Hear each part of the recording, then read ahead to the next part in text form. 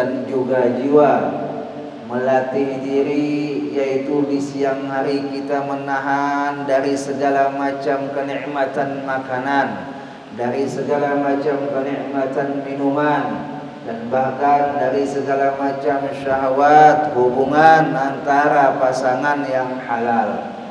Makanan tadinya itu halal, boleh dimakan kapan saja, tapi ketika masuk bulan Ramadan, mulai fajar sampai azan maghrib, tahan dulu, sabar, sabar. Minuman tadinya di luar bulan Ramadan itu halal bagi kita, boleh kita minum kapan saja, namun ketika masuk bulan Ramadan, dari azan subuh sampai azan maghrib, sabar, sabar. Bu, kalau kita mau menyelami lautan Ramadan yang di dalamnya ada mutiara sabar, di dalamnya ada mutiara kejujuran, di dalamnya ada mutiara ketakwaan, maka bangkit kita dari lautan Ramadan, kita mendapatkan mutiara kesabaran, pandai meletakkan sabar, pandai menggunakan sabar, pandai mengatur sabar. Habis itu kita mendapatkan pula yang namanya kejujuran. Jujur pada diri itu adalah lebih utama dan lebih pertama-tama untuk dilakukan sebelum jujur kepada yang lain. Manusia yang sejati tidak suka yang namanya kepalsuan, apalagi puasanya palsu.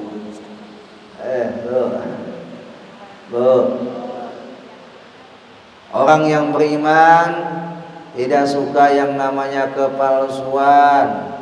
Ibadah yang palsu dia tidak suka, puasa palsu dia tidak suka. Maka bagaimana mengkondisikan ibadah itu jangan sampai masuk dalam kepalsuan. Beribadahlah karena Allah, bukan karena yang lainnya. Ayo kita hadir pada pagi hari ini bukan karena si fulan, bukan karena kegiatan rutin saja, tapi di dalam hati karena Allah. Allah juga yang bantu kita.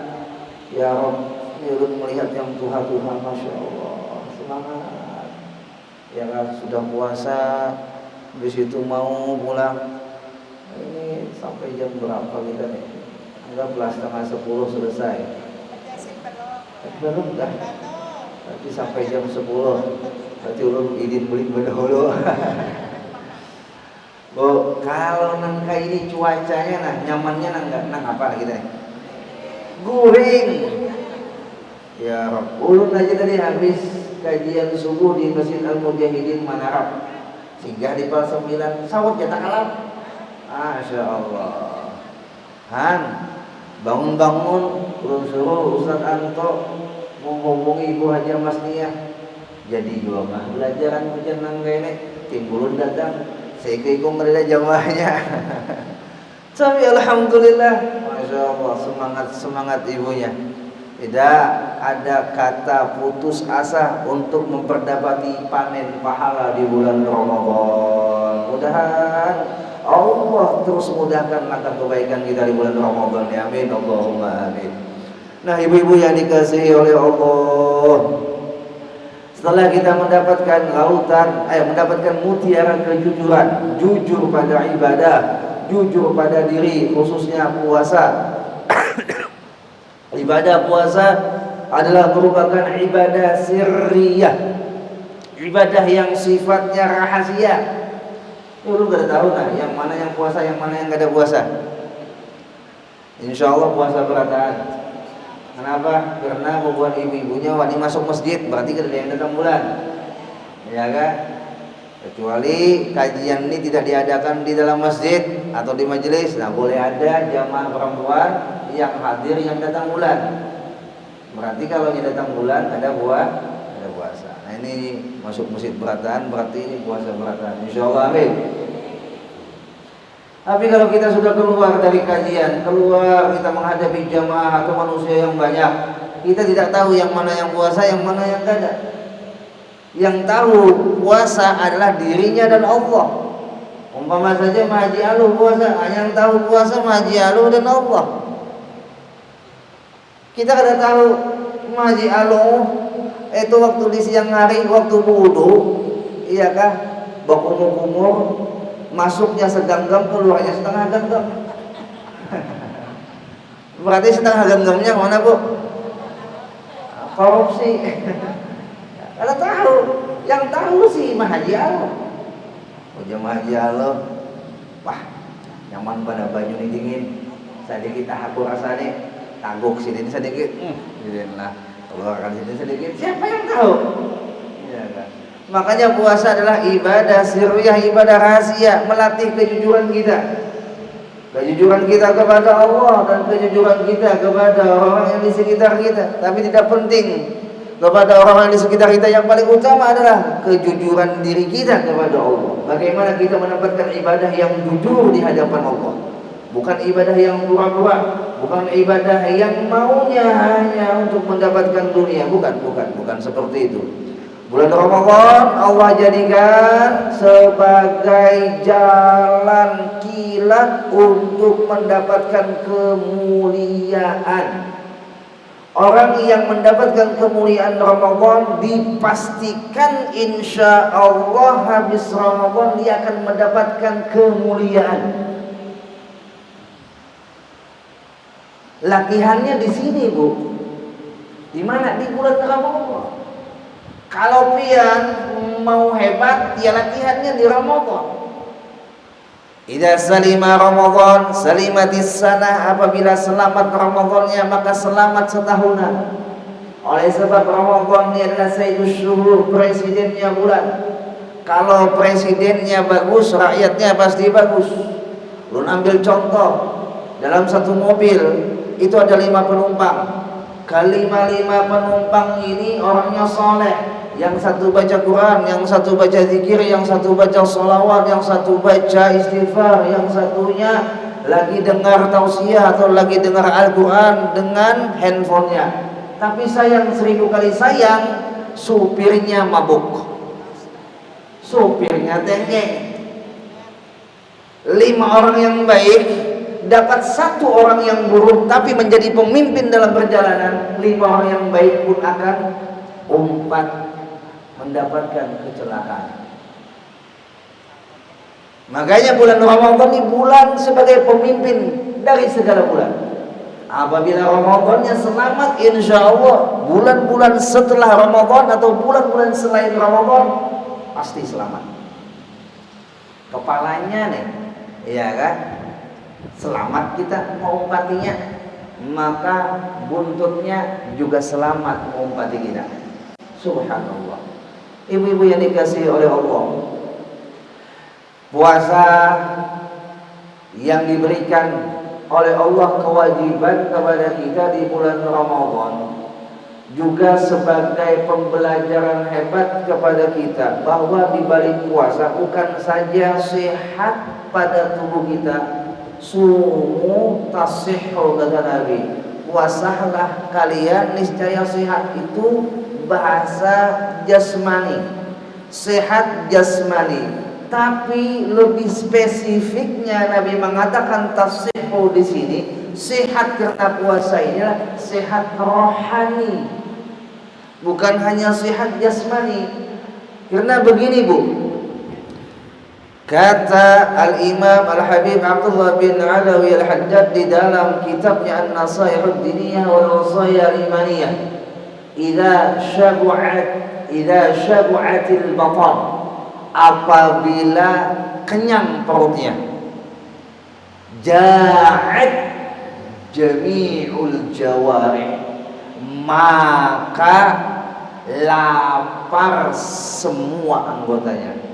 Wa idza ja'atil batan, dan apabila lapar perutnya, itu pakai ain lah, ja'at, ji'ju artinya lapar.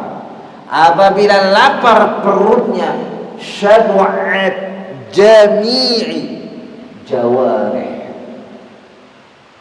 maka jami'ul jawarih, syabu'at jami'ul jawarih, maka kenyang kenyang semua anggota badannya. Maksudnya bagaimana nih Ustaz? Munnya kenyang perut, lapar anggota badan. Munnya lapar perut, kenyang anggota badan. Kenyang kayak apa? Nah, pahamlah betul. Ini bahasa wali nih. Pahamlah ya. Apabila perut kita dikenyang, ya kah? Ini anggota badan kita seperti mata nih lapar. Laparnya apa? Lapar hendak melihat maksiat. Mun perut kita kenyang, ini biangnya maksiat adalah ketika perut ini kita isi berlebihan. Karena kata Nabi, perut ini setidaknya diisi dengan sepertiga. Sepertiga untuk makanan, sepertiga untuk minuman, dan sepertiga untuk nafas. Itu normalnya, itu sehatnya. Tapi kalau sudah melebihi daripada ukuran ini kata Nabi, maka perut yang terisi makanan melebihi kapasitas ataupun apa namanya itu, durasinya, apa namanya, dosisnya. Apabila melebihi dosisnya maka disebut overdosis.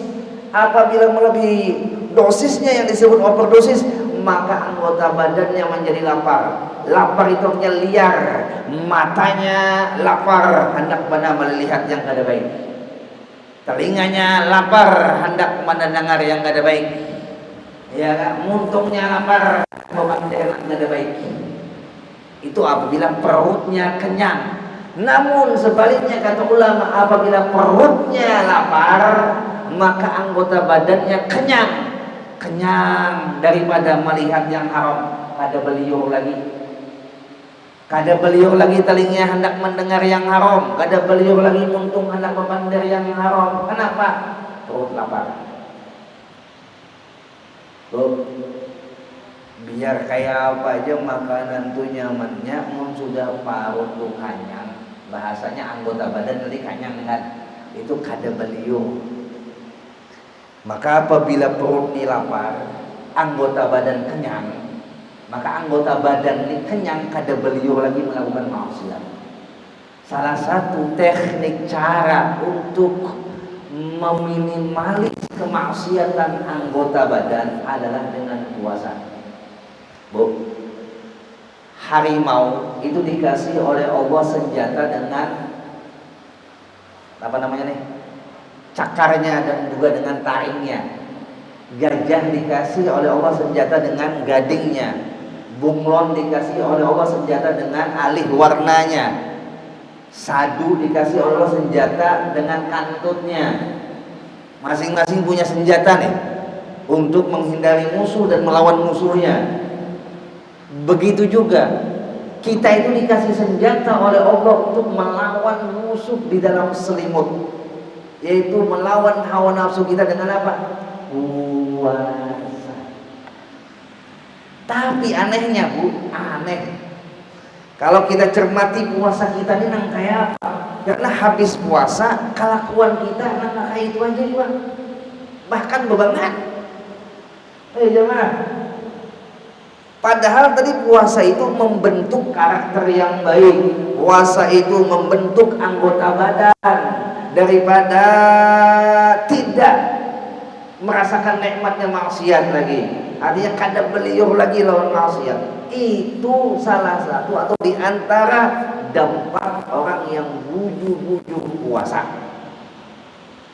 Boleh ambil contoh. Menurut penelitian dari dokter hewan, boleh dokter hewan lah, makanya lu katakan menurut penelitian dokter hewan, binatang yang namanya ular itu juga kadang puasa demi melangsungkan kehidupannya ketika ganti selumur, ganti apa namanya, kulit. Ular itu puasa ketika ganti kulit. Puasa ular ketika ganti kulit itu diteliti oleh dokter hewan kurang lebih sekitar 21 hari ini kada makan. Selamanya ganti seumur. Perjuangannya untuk ganti kulit tuh menahan makan puasa. Tapi sayangnya itu ular setelah ganti kulit atau setelah menjalani puasanya sampai akhirnya ganti kulit, tidak ada perubahan pada dirinya. Sebelumnya namanya ular, setelah puasanya namanya tetap ular. Sebelumnya wajahnya ular, maka setelahnya wajahnya tetap ular. Sebelumnya makanannya adalah daging, makanannya adalah apa namanya, makan daging itu apa namanya ular apa? Herbivora. Hah? Tahu juga ada sama ya. Herbivora lah. Karnivora. Ya kan, untuk pelajaran bahari lagi. Nah itu ular pemakan karnivora. Sebelum puasa, setelah puasa kayak itu juga tidak ada perubahan. Sifat tabiatnya ular sebelum puasa dengan setelah puasa sama aja, tidak ada perubahannya. Jadi puasanya ular, perubahannya cuma satu, ganti kulit. Sama kayak kita nih. Amunnya puasanya seperti ular, naudzubillah, mudahan jangan. Hanya ganti kulit semakin liut, umur semakin bertua, muka semakin berubah, rambut sudah berubah, itu aja bergantinya. Tapi karakternya gak ada berubah. Rugi. Coba lihat puasa ulat. Tahu ulat bu? Ulat itu binatang pemakan yang rakus. Dia nandakija makanan itu ulat. Dia hantuknya bukan saja tanaman-tanaman yang dihancurnya, bahkan daging-daging pun dimakannya. Pokoknya gak ada lebih ulat tuh. Banyak dimakannya, sampai bangkai manusia makannya. Sampai apa saja yang bisa dimakannya itu ulat. Ulat binatang rakus. Tapi ada masa ulat menemui yang namanya bosan makan. Bosan dengan keadaan rakusnya, hingga akhirnya ulat menyendiri dan berpuasa.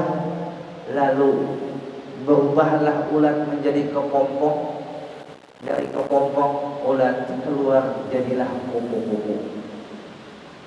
Ulat tadinya kada baik, setelah puasa lalu uslah di kepompong dalam keadaan puasanya, keluar dari kepompongnya ulat sudah tidak lagi menjadi ulat tapi menjadi kupu-kupu. Wajahnya tadi tidak menarik, tapi setelah puasa menjadi menarik. Yang tadinya berjalan menjalar, setelah puasa keluar dari kepompong, berjalannya bukan lagi menjalar tapi terbang. Ulat tadi pemakan rakus, penghancur daun, ya kan? Jadi bakteri di setiap tanaman, dibenci oleh para petani itu ulat. Tapi setelah puasa jadi kepompong, lalu keluar dari kepompongnya ya kupu-kupu yang menyerbukkan sari bunga, ya kan? Itu ulat puasa mendapatkan dampak yang bagus. Sekarang tanyakan pada diri biar mau puasa seperti ular atau mau puasa seperti ulat. Bu, kam min shaimin laisa lahu min siyamihi illa al-ju' wal 'atash. Berapa banyak orang puasa yang puasanya itu hanya haus, hanya lapar yang ia dapatkan. Dada apa-apa yang ia dapatkan kecuali lapar dan haus. Lapar lah sudah, Bu. Haus lah sudah, Bu. Belum lah. Ya cai ke depan dia kebian.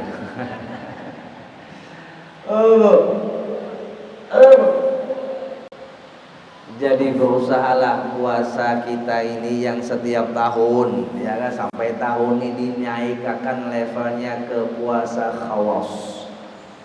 Kalau tadi pian puasa hanya menahan sesuatu yang membatalkan puasa, sekarang naik kepada puasa menahan dari segala macam yang menghilangkan pahala puasa. Hal-hal yang membatalkan puasa sudah pian kawatahan, alhamdulillah sempurna. Puasa pian dengan menahan daripada hal-hal yang membatalkan puasa. Sekarang naikkan level yang kepada puasa khawas, selain daripada menahan dari hal-hal yang membatalkan puasa, juga menahan daripada hal-hal yang dapat menghilangkan pahala puasa. Oh, apa saja yang dapat menghilangkan pahala puasa? Oh, berdusta satu, apa lagi? Ghibah dua, apa lagi? Naimah domba tiga, apa lagi? Sumpah palsu empat. Yang kelima, an-nadhara bisyahwat, memandang dengan syahwat. Lima hal ini, khamsun yufattirna as-shaim, ada lima yang dapat menghilangkan pahala puasa. Maka jaga puasa kita daripada yang lima. Jangan sampai kita berdusta, jangan sampai kita ghibah, jangan sampai kita namimah, jangan sampai kita sumpah palsu. Maka kalau sumpah palsu ini bukan saja merusak pahala puasa dan wajib bayar kafarat. Apabila pian tidak bayari kafarat sumpah palsu pian, dikubur dan sampai di akhirat pian akan dipertanggungjawabkan. Ya kan? Jangan wani-wani bersumpah, wallahi billah, sumpah demi Allah. Jangan buat. Jangan dikit-dikit demi Allah, kadada demi Allah, wujuran demi Allah, kayak jangan. Ya kan?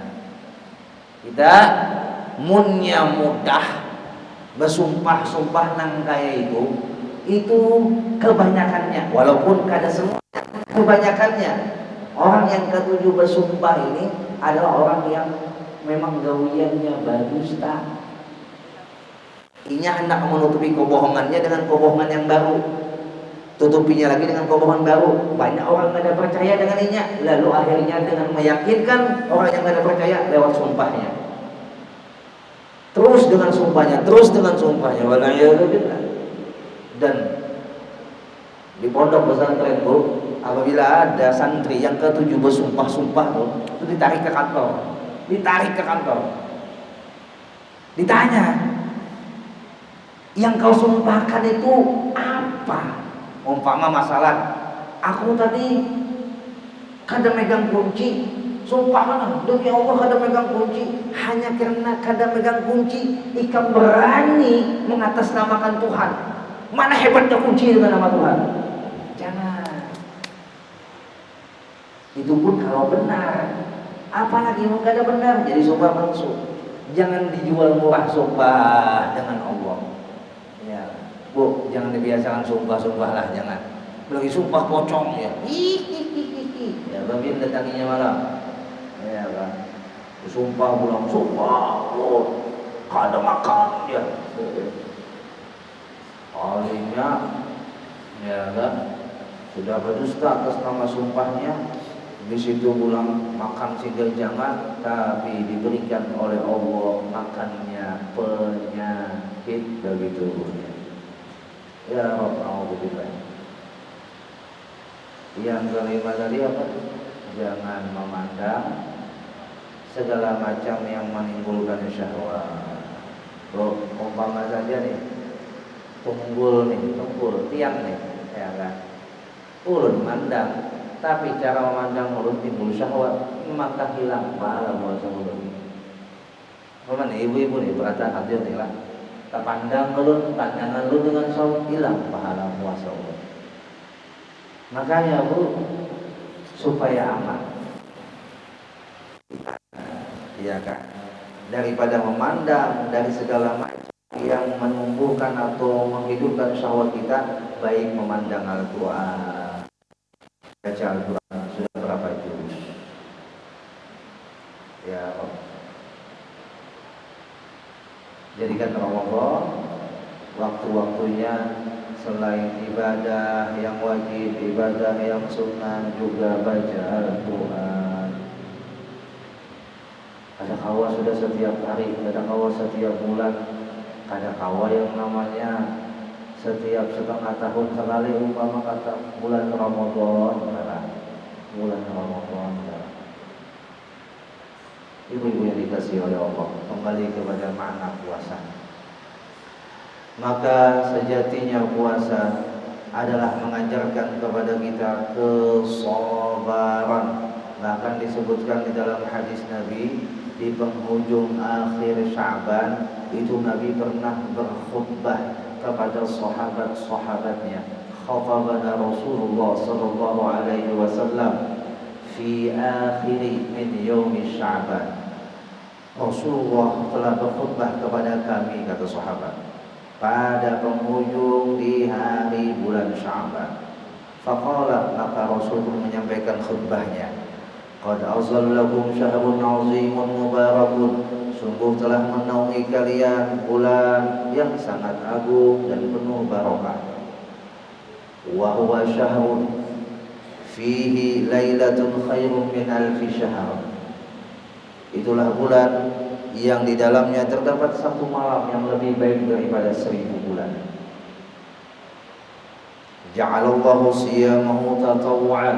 Allah jadikan di bulan itu puasa sebagai kefarduan. Sebagaimana dalam Al-Quran, ya ayyuhalladzina amanu kutiba alaikumus siyamu kama kutiba alal ladzina min qablikum la'allakum tattaqun. Wahai hamba-hamba Allah yang beriman, kutiba ay furiḍah, yaitu diwajibkan, alaikum atas kalian, apa? As-siyam, puasa. Kama kutiba alal ladzina min qablikum, sebagaimana diwajibkan atas umat-umat sebelum kalian. La'allakum tattaqun, semoga kalian menjadi hamba-hamba yang bertakwa.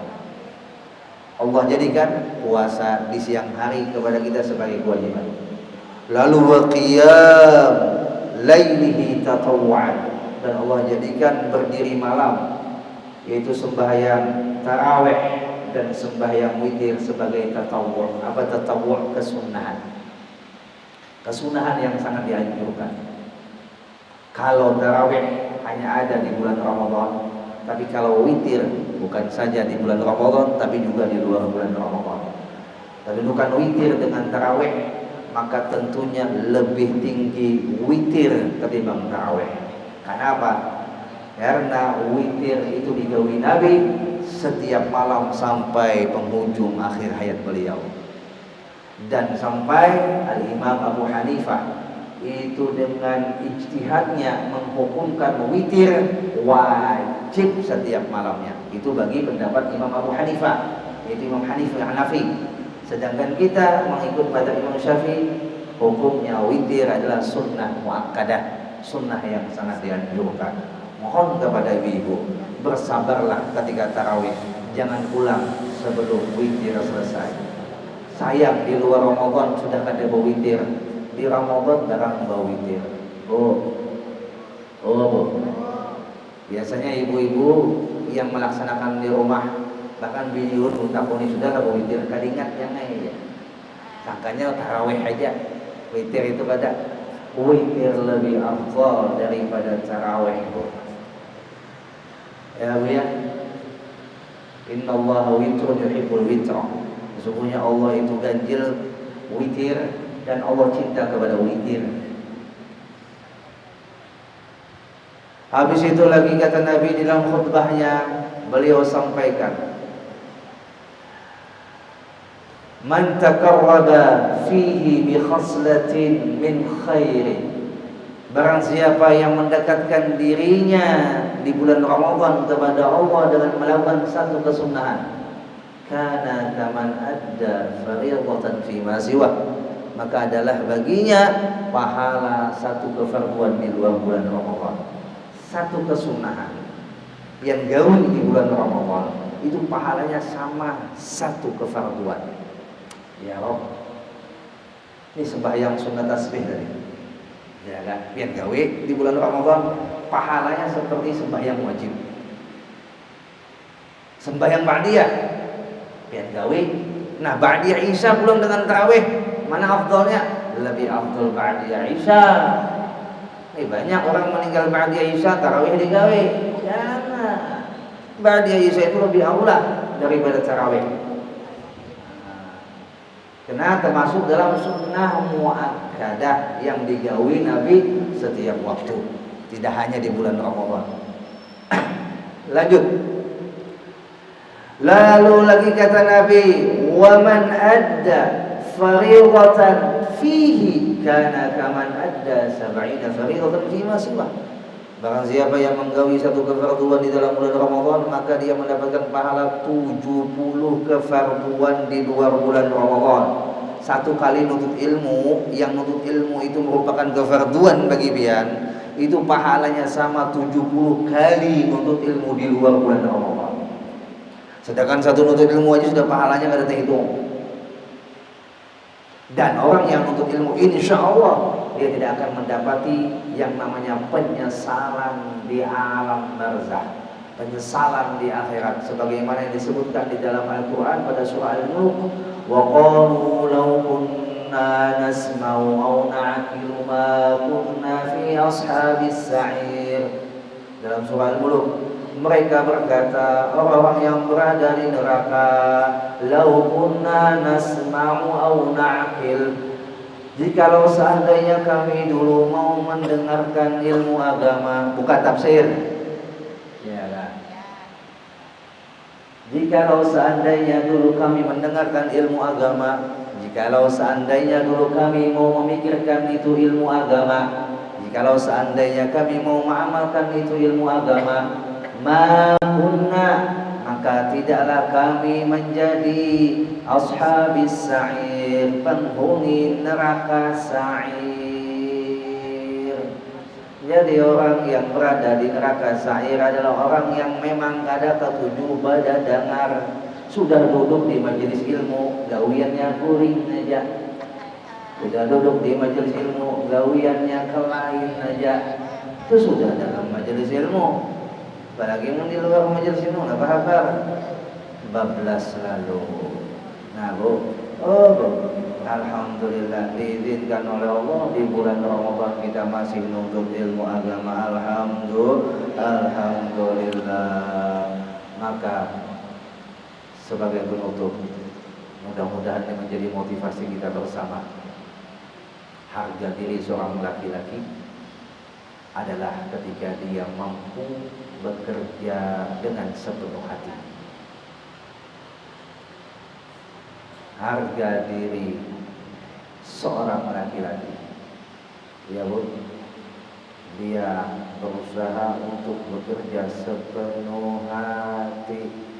Namun laki-laki yang tidak punya harga diri, hanya gawiannya berdaya dengan seenaknya hati.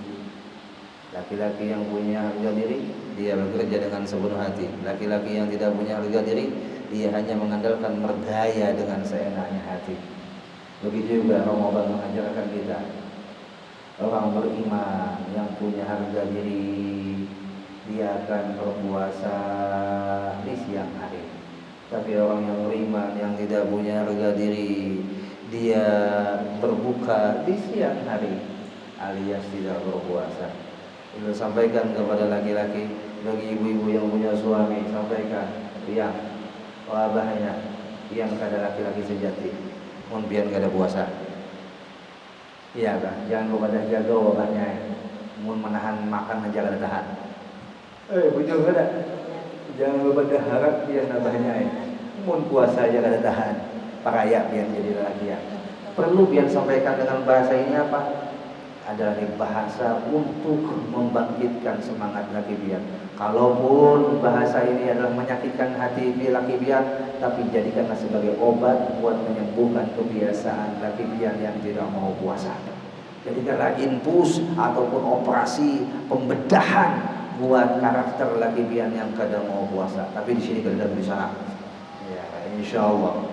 Jadi sayang, semakin tua malah semakin gak ada puasa. Waliyadzubillah, orang puasa dia merokok di siang hari. Sesungguhnya kata Nabi, ana bari'u mimman khasamahu Ramadan.